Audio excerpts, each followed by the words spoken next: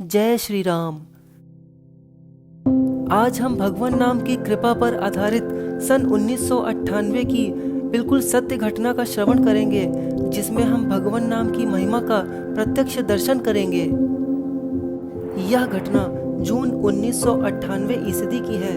मैं उस समय एक राष्ट्रीयकृत बैंक में अधिकारी के पद पर ग्रामीण क्षेत्र में तैनात था। वैसे मैं अजमेर राजस्थान का रहने वाला हूँ।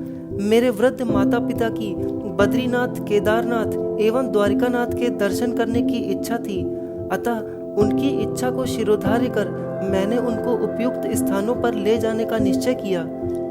हमने अजमेर से एक ही टैक्सी किराए पर ली और 1 जून 1998 को केदारनाथ की यात्रा पर निकल गए। इस यात्रा में मेरी छोटी बहन का परिवार भी हमारे साथ था और 8 दिन की यह यात्रा बहुत ही अच्छे से संपन्न हो गई थी। मेरे पिताजी हृदय रोग से ग्रस्त थे और पैदल चलने पर उनको श्वास लेने में परेशानी हो जाती थी।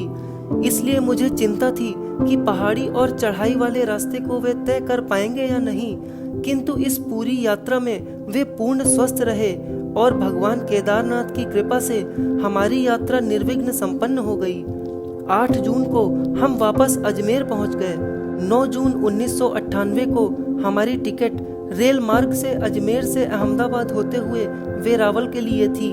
चूंकि हम 8 दिन पहाड़ियों पर घूम रहे थे, अतः हमें बाकी जगह की कोई खबर नहीं थी।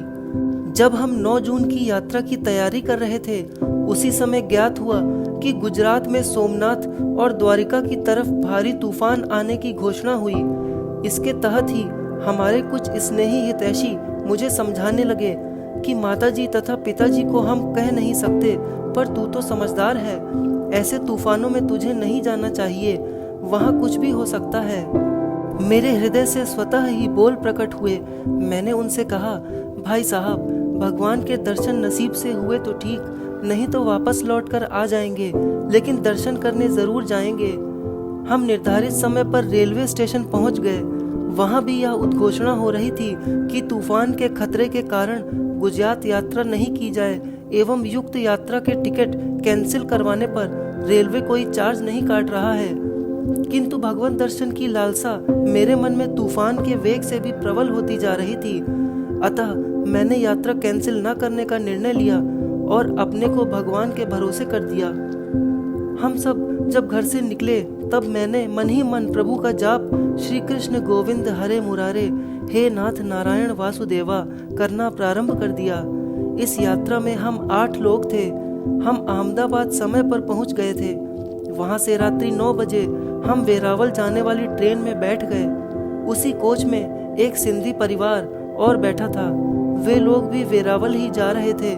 मैंने कौतूहलवश उनसे तूफान की जानकारी ली तो उन्होंने बतलाया कि तूफान दिन में आगे आकर जामनगर द्वारिका की तरफ बढ़ चुका है और तूफान से भारी नुकसान हुआ है। मैं लगातार सोते जागते प्रभु नाम का स्मरण किए जा रहा था और न जाने क्यों मुझे ऐसा विश्वास होता जा रहा था कि प्रभु हमारे साथ हैं और हमारी यात्रा निर्विघ्न पूरी होगी। हम प्रातः वेरावल स्टेशन उतरे, वहां से सोमनाथ पहुंचे। रास्ते भर तूफान की तबाही के मंजर देखते जा रहे थे, जो रोंगटे खड़े करने वाला था। मैंने सोमनाथ पहुंचकर ट्रस्ट द्वारा निर्मित भवन में कमरे बुक करवाए। कमरे बुक करते समय वहां के प्रबंधक महोदय ने कहा कि कमरे तो बुक करवा लो, लेकिन बिजली और पानी नहीं है, अतः इनके लिए हमें परेशान नहीं करना। मेरे मुंह से अनायास ही निकल पड़ा कि प्रभु की कृपा होगी तो उसकी भी व्यवस्था हो जाएगी। कमरे पर आकर परिवारीजनों को थोड़ा विश्राम करने के लिए कहकर मैं चाय पानी की व्यवस्था करने लगा, किंतु जब मैं चाय लेकर आया तो उसी समय प्रभु की कृपा से बिजली आ गई। यह देख मैनेजर साहब ने मुझसे कहा, आपने ठीक ही कहा था, प्रभु कृपा से बिजली आ गई। मैं मोटर चालू कर रहा हूँ, आप स्नान आदि से निवृत्त हो जाएं और पीने का पानी भी ले लें। हमने नित्य क्रिया से निवृत्त हो सानंद सोमनाथ भगवान के दर्शन किए और दर्शन का लाभ लिया। तत्पश्चात मैंने द्वारिका के लिए बस के बारे में पता किया तो ज्ञात हुआ कि सुबह 8 बजे गुजरात रोडवेज की बस है। रात्रि विश्राम कर हम लोग सुबह बस में बैठ गए।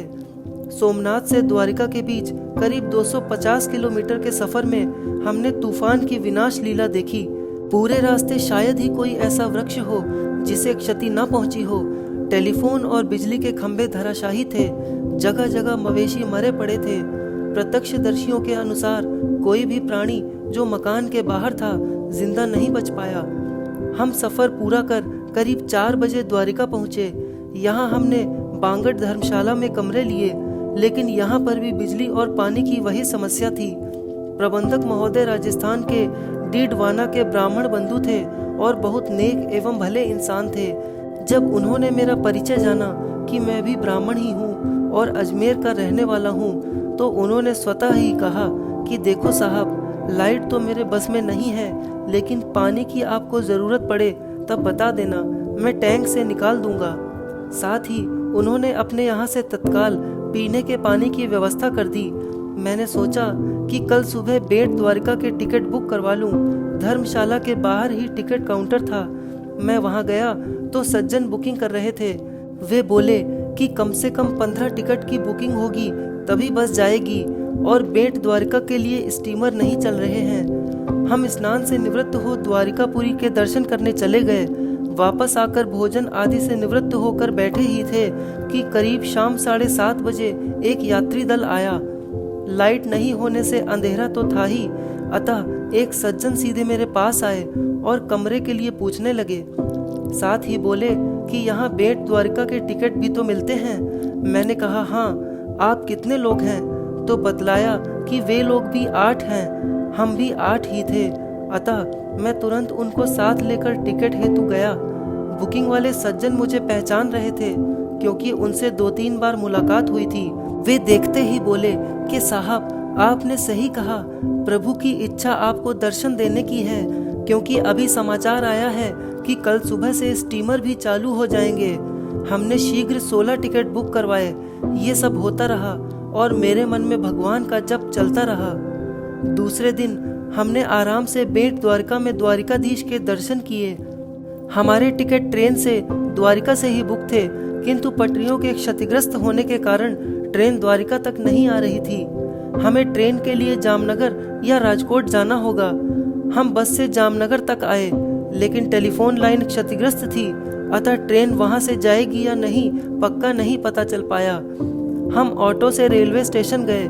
मैंने बाकी सबको ऑटो में छोड़कर स्टेशन पर पूछताछ की तो बताया गया कि हमारे जिस ट्रेन में टिकट बुक थे वह आज ही यहाँ तक पहुँची थी और 1 घंटे बाद वापस रवाना होगी। हम यात्रा पूर्ण कर अजमेर पहुँचे तो सभी परिवारीजन और शुभचिंतक तनाव में थे कि हम सही सलामत भी हैं या नहीं, क्योंकि पूरे रास्ते टेलीफोन से संपर्क नहीं हो पाया था। कहते हैं ईश्वर की कृपा होती है तो सभी कुछ संभव हो जाता है। इस भांति ईश्वर स्मरण से हमारी यात्रा निर्विघ्न पूरी हुई। प्रिय भक्तों, भगवान के नाम की महिमा अपरंपार है। कहा जाता है कि भगवान का नाम भगवान से भी बड़ा होता है और भगवान के नाम में अपार शक्ति होती है, जो असंभव को भी संभव कर सकती है और संभव को असंभव। जय श्री राम।